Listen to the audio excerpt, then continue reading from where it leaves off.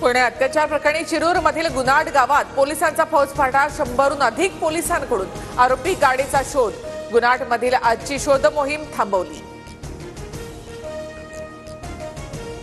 पुणे प्रकरणातील आरोपी उसाच्या शेतात लपल्याचा संशय। ड्रोनसह डॉग स्क्वॉडच्या माध्यमातून तपास सुरू। आरोपीला काल गावच्या आसपास काहींनी पाहिल्याची माहिती। लाडक्या बहिणींवर अत्याचार करणाऱ्या नराधमांना फाशीची शिक्षा होण्यासाठी सरकार प्रयत्नशील। पुणे अत्याचार प्रकरणानंतर उपमुख्यमंत्री एकनाथ शिंदे यांचं आश्वासन। पुणे अत्याचार प्रकरणातील आरोपी दत्तात्रय गाडे फरार घोषित। गाडेची माहिती देणाऱ्याला पोलिसांकडून 1 लाखाचं बक्षीस। डीसीपी स्मार्तना पाटील यांची माहिती। पुणे अत्याचार प्रकरणाचा गृहराज्यमंत्री योगेश कदम यांच्याकडून आढावा। पोलिसांकडे आरोपीचं संभाव्य लोकेशन। लवकरच आरोपीला अटक करण्यात येईल, कदम यांची माहिती।